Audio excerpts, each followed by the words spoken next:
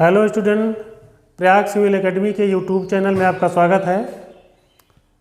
आज हम लोग ज्योग्राफी का दूसरा वीडियो हम बना रहे हैं और उसमें हम लोग चर्चा करते हैं अक्षांश और देशांतर। अक्षांश और देशांतर रेखाएं क्या होती हैं?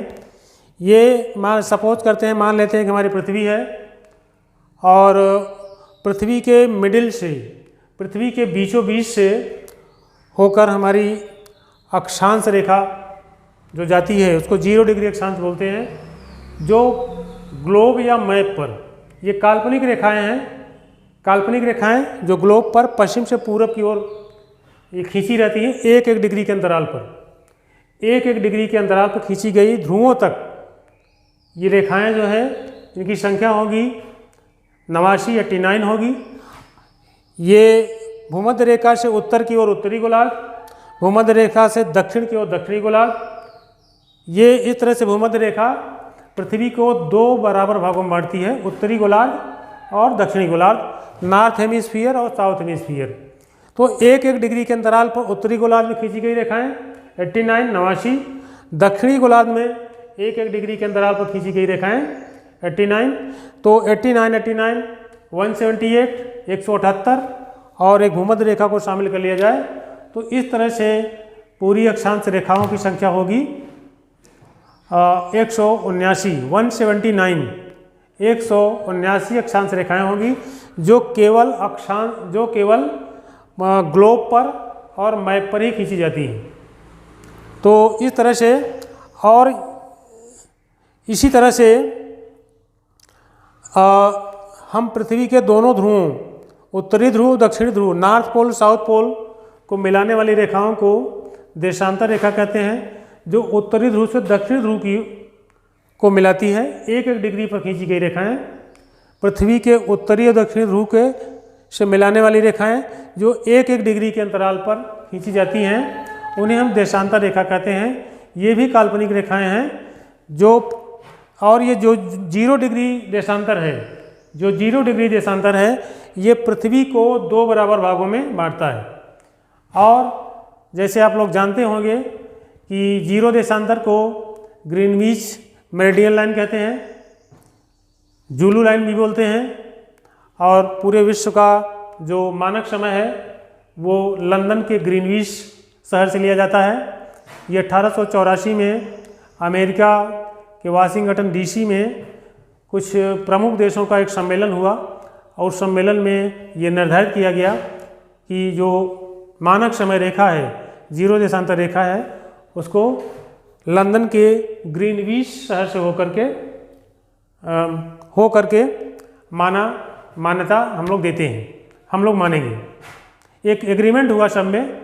तो इस तरह से तब से पूरे वर्ल्ड का टाइम जो है, और इसके पहले जो हमारे पुराने वेत्ता हैं उनमें ये प्रमाण मिलता है कि पहले ये रेखा जो है उज्जैन से होकर जाती थी, ऐसी मान्यता थी। क्योंकि पृथ्वी गोली है, हम कहीं से भी मान सकते हैं कि रेखा कहीं से भी जाती है। तो आइए हम लोग देखते हैं अक्षांश रेखाओं के विषय में जो चर्चा कर रहे थे। देखिए, पूरे साल भर सूर्य की किरणें कर्क और मकर के बीच घूमती रहती हैं, और इस कर्क और मकर के बीच के क्षेत्र को जो है कहा जाता है उष्णकटिबंध। उष्णकटिबंध है, और 21 मार्च को सूर्य की किरणें भूमध्य रेखा पर लंबवत चमकती हैं। तो वर्ष में 2 दिन, 21 मार्च, अभी हम बताएंगे 23 सितंबर को भी सूर्य की किरणें भूमध्य रेखा पर लंबवत चमकती हैं। भूमध्य रेखा पर लंबवत चमकने के कारण जो है यहाँ दिन रात बराबर होते हैं, यानी 12 घंटे के दिन 12 घंटे की रात होती है, और 12 घंटे के दिन की रात होने के कारण जो है इसको बोलते हैं इक्विनॉक्स, यानी विषुव बनता है, जहाँ दिन रात बराबर हों, 12 घंटे की दिन 12 घंटे की रात। तो इस तरह से विषुव को के आधार पर इसका नाम, एक अन्य नाम भी रखा गया है भूमध्य रेखा का, विषुवत रेखा। तो आइए हम लोग देखते हैं 21 मार्च को सूर्य की किरणें भूमध्य रेखा पर लंबवत चमकने के बाद उत्तरी गोलार्ध में प्रवेश करती हैं, और इस तरह से चलते हुए 21 जून को कर्क रेखा पर आ जाती हैं। 21 जून को कर्क रेखा पर स्थापित होती हैं, और इसीलिए कर्क रेखा जिन जिन देशों से होकर जाती है, जून का महीना आते आते प्रचंड गर्मी पड़ती है, और इस 21 जून को बोलते हैं कर्क संक्रांति। इसको बोलते हैं कर्क संक्रांति। और इसी दिन आप लोगों ने पढ़ा होगा या सुना होगा कि नॉर्वे को मध्य रात्रि की सूर्य का देश कहा जाता है, यानी वहाँ मध्य रात्रि में सूर्य दिखाई देता है। ऐसा नहीं है, बल्कि 21 जून को वहाँ 24 घंटे का दिन ही दिन होता है, रात्रि होती ही नहीं है। इसलिए नॉर्वे और एक नया देश जुड़ गया है आइसलैंड, दोनों को मध्य रात्रि के सूर्य का देश कहा जाता है। तो इस तरह से जो है हम लोग, हाँ, इसके बाद जो है इसको बोलते हैं कर्क संक्रांति। कर्क संक्रांति के बाद सूर्य की किरणें लौटना शुरू कर देती हैं, लौटती हैं, फिर 23 सितंबर को भूमध्य रेखा पर फिर लंबवत चमकती हैं। फिर यहाँ 12 घंटे के दिन 12 घंटे की रात होती है। फिर दक्षिणी गोलार्ध में प्रवेश करती हैं। दक्षिणी गोलार्ध में प्रवेश करती हैं तो 22 दिसंबर को ये पहुँच जाती हैं मकर रेखा पर। जब 22 दिसंबर को सूर्य की किरणें मकर रेखा पर लंबवत चमकती हैं, और लंबवत चमकने के कारण जो है यहाँ सबसे बड़ा दिन, सबसे छोटी रात होती है।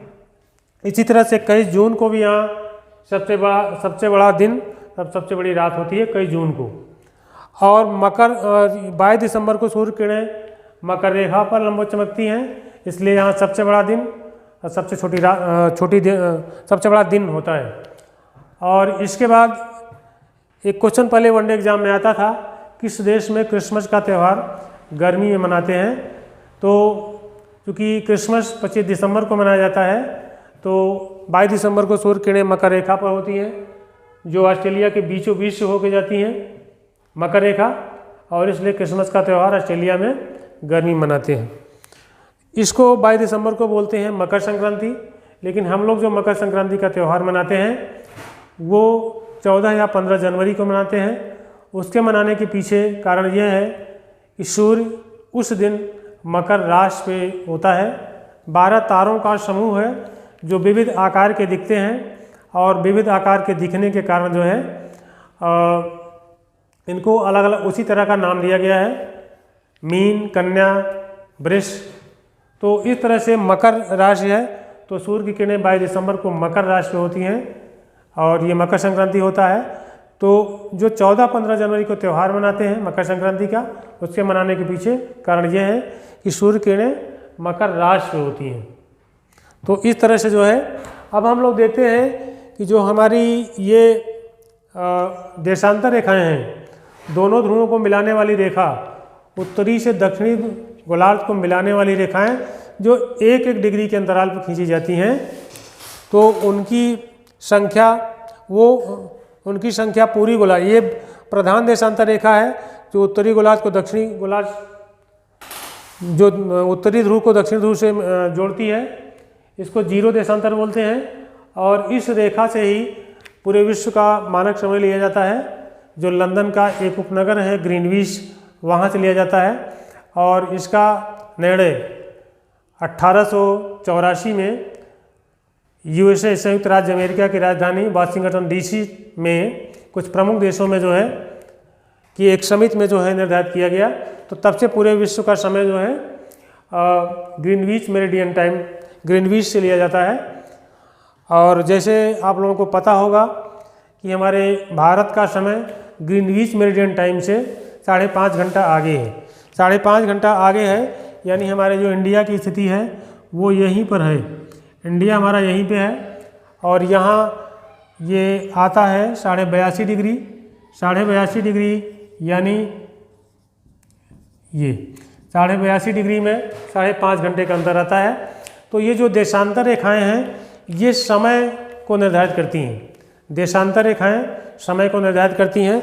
इस तरह से प्रधान देशांतर रेखा पृथ्वी को 2 बराबर भागों में बांटती है, पूरब का भाग पूर्वी गोलार्ध, पश्चिम का भाग पश्चिमी गोलार्ध।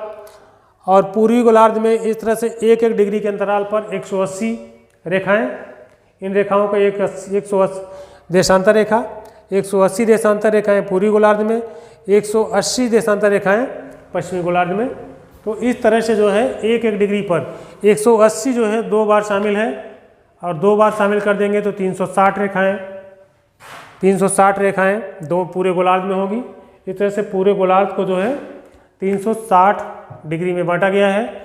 जैसे हम बता चुके हैं कि समय का निर्धारण ये रेखाएं करती हैं, तो समय का निर्धारण हम लोग इस तरह से करते हैं, जैसे मानते हैं कि 24 घंटे में हमारी पृथ्वी 24 घंटे में हमारी पृथ्वी पूरा एक चक्कर लगा लेती है। एक चक्कर का मतलब 360 डिग्री पूरा घूम जाती है। अब इसको हम मिनट में कर लेते हैं। 24 डिग्री 1 घंटे में 60 मिनट और 360 डिग्री ये हमारा है ही है। तो इस तरह से ये हो गया और ये हो गया 4। तो 1 मिनट बराबर हो गया 4 डिग्री। एक डिग्री बराबर हो गया 4 मिनट। 1 डिग्री बराबर 4 मिनट ये हो गया 1 डिग्री बराबर 4 मिनट, यानी 1 डिग्री अंतराल पे 4 मिनट का अंतर आता है समय में। तो इस तरह से हमारे जो भारत का मानक समय है 82.5 डिग्री पूर्वी देशांतर जो इलाहाबाद से लिया जाता था, लेकिन अब जो है नई जानकारी के तहत जो है ये मिर्ज़ापुर के अमरावती चौराहा से लिया जा रहा है, जो 82.5 डिग्री ईस्ट पर स्थित है। और ये जो है यहाँ है। तो इस तरह से अगर हम 82.5 में 4 का मल्टीप्लाई कर दें, गुणा कर दें, तो ये 330 मिनट होगा। और 330 मिनट मतलब 5 घंटा 30 मिनट, ये आपका 5.5 घंटा आगे है भारत का जो मानक समय है ग्रीनविच मेरिडियन टाइम से। क्योंकि पृथ्वी हमारी पश्चिम से पूरब की ओर घूमती है। पृथ्वी पश्चिम से पूरब की ओर घूमती है। पश्चिम से पूरब की ओर घूमने के कारण जो है सूर्योदय हमेशा पूरब में होता है। और इस तरह से पूरब का समय आगे हुआ करता है। पूरब यानी पूरब मतलब पूरी गोलार्ध का समय आगे रहता है, पश्चिमी गोलार्ध का समय पीछे रहता है। तो ये हुआ। और इस तरह से देशांतर रेखाओं की संख्या 360, अक्षांश रेखाओं की संख्या 179, 179, 360 लॉन्गिट्यूड लाइन। तो आइए फिर हम लोग अक्षांश और देशांतर पे जो भी आवश्यक जानकारी थी वहाँ तक हम लोग चर्चा किए। तो आप लोगों से एक रिक्वेस्ट है, अगर वीडियो आप लोगों को पसंद आए इसको लाइक और सब्सक्राइब करिए। डिसलाइक का आप लोग रीजन